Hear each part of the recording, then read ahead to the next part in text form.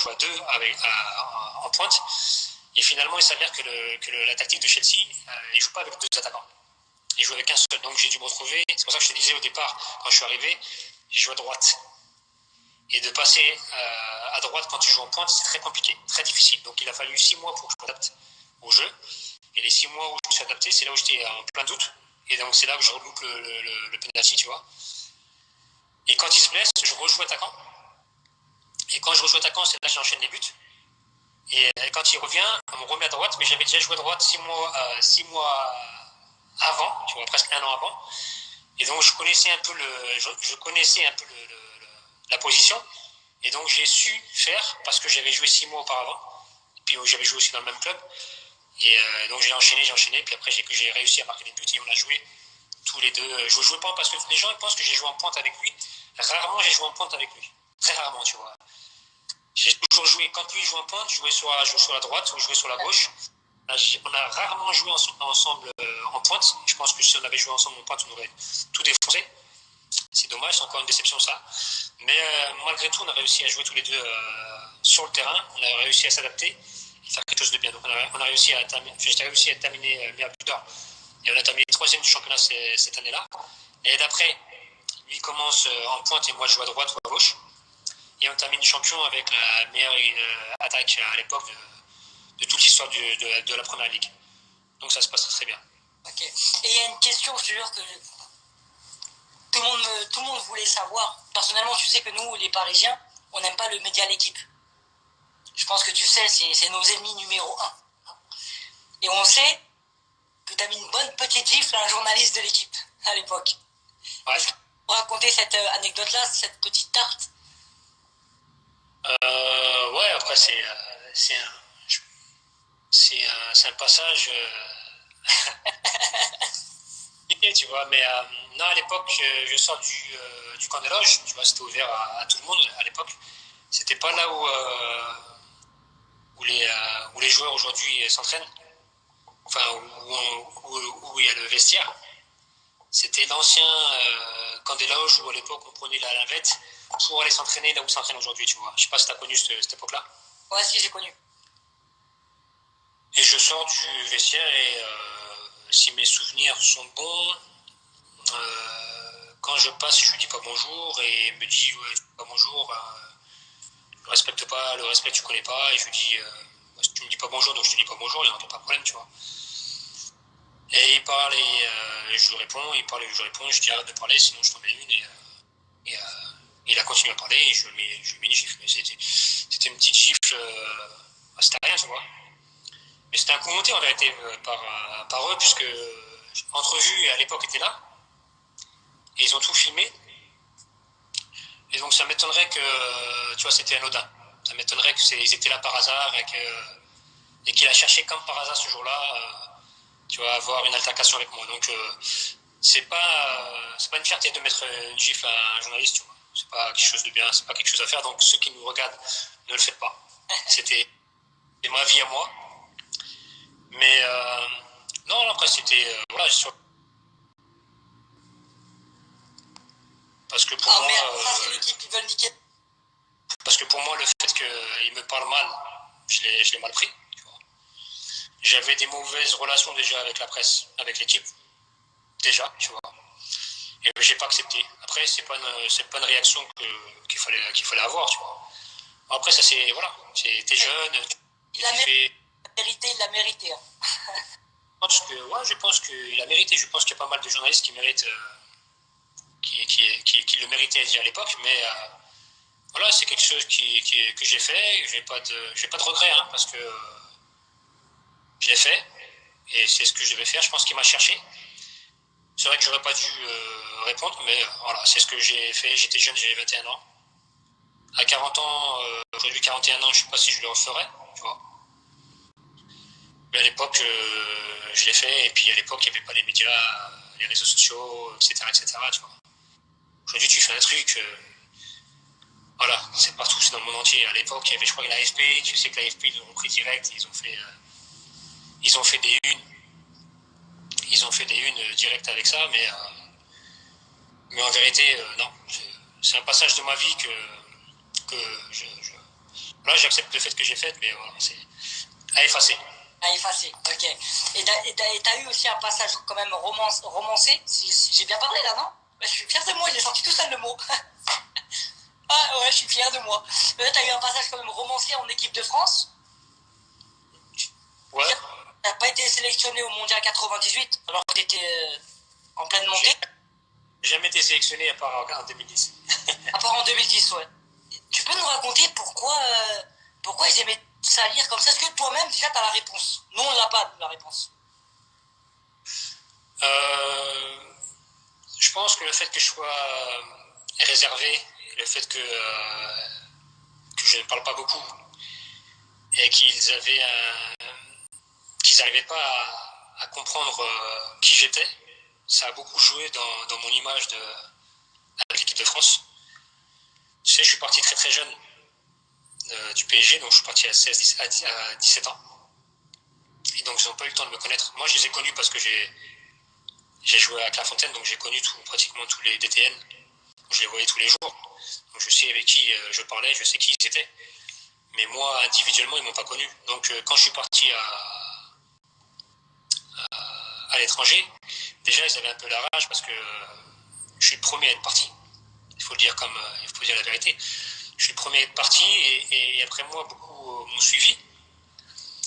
Et j'étais un peu à l'origine de toute cette perte au niveau de la fédération, tu vois, au niveau du centre de formation. Donc je pense que déjà, ils avaient un peu la rage contre moi. Ensuite, le fait que je sois... Pour moi, c'est de la timidité. Hein. C'est pas de l'arrogance, c'est de la timidité. Mais pour eux, ils l'ont pris pour de l'arrogance parce qu'ils ne me connaissent pas. Ce que j'accepte. Mais le fait qu'ils ne me connaissent pas et qu'ils aient des préjugés sur moi et que moi non plus, je ne répondais pas à tout ce qu'on pouvait dire sur moi, ça fait que ça donnait cette image-là. Après, j'accepte. Hein. J'ai vécu avec cette image-là toute ma vie. Tant mieux parce que j'avais pas envie de faire l'effort non plus. Tu vois. Normalement, tu vois, quand tu as des différences, tu acceptes les différences des gens. Moi, ils l'ont pas accepté. Moi, j'accepte qu'ils soient différents. J'accepte qu'un mec qui parle beaucoup ou soit nerveux. Tu vois, il faut accepter les différences des gens. Moi, on n'a pas accepté. Le fait que je sois banlieusard aussi, ça a beaucoup fait parler. Que j'ai mon tempérament, parce que je me laissais pas faire non plus, tu vois. Le fait qu'il y ait mes frères aussi autour de moi, ma famille qui s'occupe de moi. C'est tout ça qui a fait qu'il y avait une grosse légende sur moi, le fait que je sois soi-disant un bad boy. Je pense qu'ils ne savent pas ce que c'est un bad boy en réalité. Ou une racaille, tu vois. Je pense qu'ils devraient aller dans les cités et aller voir ce que c'est vraiment une racaille. Et je pense qu'ils diraient que j'ai rien à voir avec une racaille. Mais c'est tout ça qui a fait que mon image, elle était un peu écornée, tu vois, au niveau de l'équipe de France, qui ne savaient pas comment me prendre, comment me parler, et le fait que moi je parle pas avec eux non plus. Le fait que je sois à l'étranger, ça n'a pas aidé non plus, tu vois. Et dès qu'ils pouvaient me squeezer, dès qu'ils pouvaient me mettre une barre de fer, ils n'ont pas hésité parce qu'ils n'avaient pas vraiment de rapport avec moi. D'ailleurs, pour te couper, je sais que par exemple dans la Coupe du Monde 2010, dans tous les quartiers à Paris, en banlieue, même à l'heure actuelle, ils ont essayé de te salir. Mais nous, ce qu'on disait, tu vas me dire si je me trompe, on disait que t'étais peut-être, tu sais, la mentalité que t'avais, trop simple, trop vrai, t'avais un côté aussi musulman, le côté que tu viens de dire banlieusard. Est-ce que ça a joué dans la Coupe du Monde 2010, le fait qu'ils t'ont sali comme ça? Non, ça n'a pas joué. Je pense que j'ai toujours été comme ça. Tu sais, quand t'as des échanges avec un coach, ça arrive tout le temps. Ça arrive en 2010, ça arrivait avec Luis Fernandez, ça arrivait à Bolton, ça arrivait à Manchester City, ça arrivait avec beaucoup de coachs, tu vois. Après, c'est sorti dans la presse et aujourd'hui, on sait que les mots qui ont été écrits dans la presse en 2010 sont faux, tu vois. C'est quoi exactement? Tu peux nous expliquer ou c'est une question trop... Je peux la poser la question, il s'est passé quoi en 2010? Bah, j'aimerais bien répondre, mais tu sais, j'ai mon film qui sort dans pas longtemps. Inclassable 2? Ouais, bon, je l'appelle Inclassable 2, mais il s'appelle Anelka Misunderstood, ça veut dire l'incompris, tu vois. Je pense qu'il sort dans 2-3 semaines maximum. Et il y aura, je ne vais pas dire toutes les réponses, mais il y aura beaucoup de choses, toutes toutes les descriptions de ce qui s'est passé un peu en Afrique du Sud, de toutes les descriptions qui s'est passé dans ma vie, dans le film. Donc j'aimerais te répondre, mais là je ne peux pas. Je sais qu'il y a beaucoup de gens qui voudraient que je dise des choses par rapport à ça, puisqu'ils aiment bien le buzz, ils aiment bien le sang, tu vois pas. Mais non, je répondrai pas parce que... On va tous regarder le film. Ouais, voilà, il y a Netflix dans pas longtemps, donc regardez tous et vous verrez un peu ma vie, vous verrez un peu ce qui s'est passé, parce qu'ils m'ont filmé pendant 7 ans, 7-8 ans. Franck Nataf, mon gars à moi, passe un grand salam à Franck, qui est resté avec moi depuis, de toute façon je le connais depuis 98. Ah ouais. Je le connais depuis 98 et il est resté avec moi toute ma carrière. Tu vois, lui, Franck Nataf et Arnaud Ramsey, un grand salam aussi à lui. Grand salam. Et donc il m'a filmé de 2013, je crois, jusqu'en 2019. Il n'y a pas tout, parce que je pense que pour faire un film sur moi, il aurait fallu je sais pas, 10 heures, tu vois. Ça sera au départ, on voulait faire une série. Moi, j'avais en tête de faire une série parce que pour moi, je vois haut, tu vois. On a pu faire une série. Et là, on est tombé sur des gens sur Netflix qui n'avaient pas cette vision-là, donc on va faire finalement 1h30. Mais on a du film pour pouvoir faire quelque chose d'autre après, donc sûrement qu'on fera quelque chose d'autre après, parce que il y a des rushs qui restent. Il y a tellement de choses à développer que j'ai pas pu développer. Tu vois, il y a tellement de choses qui ont été coupées que j'ai pas pu dire. Donc je reste un peu sur ma faim par rapport à ça, mais je le ferai par la suite. Dès que le film sortira, il y aura une suite. Et puis il y aura une suite de ma vie, de ce que je vais faire après, parce qu'il y a des choses qui vont arriver aussi. Mais voilà, pour revenir à ce que tu disais, non, je peux pas te parler de... Je peux pas te dire ce qui s'est passé. Il y a des gens qui vont intervenir aussi, il y a pas mal de gens qui étaient sur place, qui parlent. Et ça va être intéressant de voir ce que vous n'avez pas vu, en fait, ce que vous n'avez jamais entendu, parce que pour le coup, ça c'est la vérité, ça sera la vérité. Et ça sortira sur Netflix. Ça sortira sur Netflix dans 2-3 semaines, grand maximum. Là, ils sont en train de faire le montage. Enfin, le montage est déjà fini depuis des années. Depuis pratiquement, pour moi, 6 mois. On a dû changer parce que Netflix n'était pas d'accord sur des choses et que moi j'étais pas d'accord, donc on s'est bataillé sur les détails. Mais le film est fini depuis très très longtemps en vérité. Et là on a trouvé les accords. Je pense que la bande-annonce sortira d'ici une semaine, 10 jours. Et ensuite après ça sortira dans la foulée, genre une semaine ou 10 jours après. Oh magnifique, c'est une bonne nouvelle là. Et je sais même pas si je parle beaucoup du PSG parce que je crois qu'ils ont squeezé le PSG. J'étais pas d'accord là-dessus justement. C'est le club qui était pas d'accord ou Netflix? Non, Netflix. C'est pas qu'ils étaient. Tu avais sur 1h30, il y avait beaucoup de choses à dire. Et il y avait des choses à expliquer, des choses super importantes, peut-être plus importantes que le PSG. Quoique même pour moi le PSG c'était super important aussi d'expliquer ce qui s'était passé. Ce que j'ai dit, c'est pour ça que j'ai développé là. Parce que je crois que c'était pas dans le reportage, dans le film. Donc j'ai développé un peu. Mais au moins il y a le PSG quand j'étais là la première fois. Et c'est des souvenirs aussi extraordinaires parce qu'on n'a pas parlé de ça, mais le PSG quand j'étais en jeune, il était voilà, avec la N2, avec les Belmadi, et les Didier Domi. Ah, j'ai oublié Didier Domi dans la liste. Ouais, c'est vrai, dans la liste tu l'as oublié, c'est vrai que tu l'as pas cité, ouais. Donc je veux pas qu'ils me disent que je l'ai oublié, donc voilà. Et d'ailleurs, en parlant du PSG, tu penses quoi du PSG d'aujourd'hui, toi? Le PSG d'aujourd'hui, il est extraordinaire. Il est taillé pour gagner une Ligue des Champions. La seule difficulté qu'ils ont aujourd'hui, c'est qu'ils n'ont pas d'adversaire, pas de concurrence.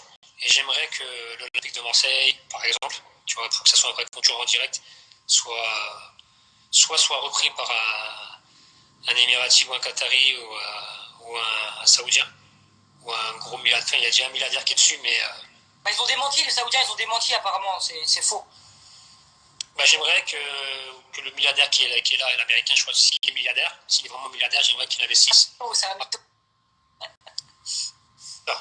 Mais pour que ça fasse une vraie concurrence pour le PSG, parce qu'en vérité, là, aujourd'hui, en vérité, c'est trop facile.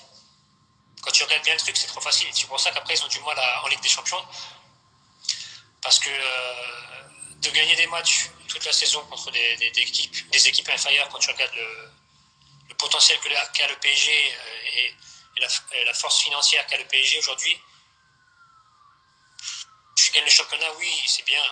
Mais en vérité, on attend tout le monde, on attend le PSG sur la Ligue des Champions. Et le fait que ça passe pas en Ligue des Champions, c'est dû à ça aussi, parce que chaque week-end, il faut travailler fort, il faut travailler dur, tu vois. Il faut des matchs, il faut que ça soit difficile. Et si tous les week-ends c'est facile, eh ben, de se remettre en question déjà c'est compliqué. Et puis le jour J, quand il faut se taper 2 matchs vraiment de haut niveau, t'es pas prêt. Donc le PSG aujourd'hui est taillé pour gagner la Ligue des Champions, c'est sûr, avec les joueurs qu'ils ont, ils sont extraordinaires. Mais je pense qu'il manque de concurrence dans le championnat, donc c'est pour ça qu'aujourd'hui ça passe pas. Mais ça va passer, hein. Ça va passer. Moi je les vois franchement. Voilà, c'est ça que j'allais dire là. Ouais, ça va passer, ça va passer. Tu pues le football, tu as de l'expérience. Tu sens qu'on va la soulever quand même, cette putain de Ligue des Champions. Ça va passer. Ça va passer, mais il faut faire les bons choix au niveau des joueurs aussi. Parce que là, j'ai vu qu'ils voulaient vendre Cavani. Et là, franchement, c'est une très, très, très grosse erreur de le vendre. Parce que tu peux critiquer comme tu veux, mais ça reste un neuf comme il n'y en a plus. Qui fait des appels. C'est vrai, il a beaucoup de déchets, tu vois, c'est vrai. Mais il fait des appels de fou. Et marque. Si t'as une force d'attaque comme ça, avec Cavani, et tu peux garder les autres, garde-le. Si t'as la force financière de le garder, garde-le. Parce qu'il va te servir quoi qu'il arrive. T'as besoin de ça. T'as besoin de la concurrence. Et c'est ça qui va faire que ça va motiver aussi les joueurs un peu plus. Ils vont se donner à 200% chaque week-end. Si tu commences à le vendre et tu mets un autre joueur, oui, c'est bien, mais c'est une force que tu vas donner. C'est une force d'attaque. C'est un super attaquant que tu vas donner à un adversaire, déjà direct. Parce que s'il part du PSG, il va partir forcément dans un grand club. Ouais. Et forcément, ce grand club-là, il va sûrement faire la Ligue des Champions. Et il est en fin de contrat, ils l'ont même pas prolongé. Voilà. Grosse erreur. Il va partir dans un club en Ligue des Champions. Et tu verras que quand il va jouer contre le PSG, il va marquer. Ouais, c'est toujours ça en plus. Ouais. Et c'est là qu'ils vont avoir de gros regrets. Mais pour moi, il ne faut pas le vendre. Donc, comme je te disais, ça va passer, mais il faut faire les bons choix. Et au niveau du coach aussi, il faut faire les bons choix. Le coach aujourd'hui, il est bon. Tu vois. Il est bon et je sais qu'ils ne veulent pas forcément. Parce que j'ai des sources aussi, tu vois. Je pas forcément, je peux boire, hein, parce que des fois, t'as vu. Ah, mais c'est quoi, il reste 2 minutes après le live va couper. Ah ouais? Ouais, c'est 1h max. D'accord, attends. Donc moi, je t'embête pas, tu vois. Vas-y. Et je sais qu'ils veulent pas forcément le garder. Enfin, j'espère qu'ils vont le garder parce que il fait du bon travail et il faut c'est sur le long terme en fait. Il faut de la patience. Et tu peux pas faire grand chose quand tu patientes pas, quoi. Ok. En tout cas, Nico, je te jure, hein, on dirait on peut parler pendant 3 heures, mais là, il va couper dans 1 minute 30. Mais franchement.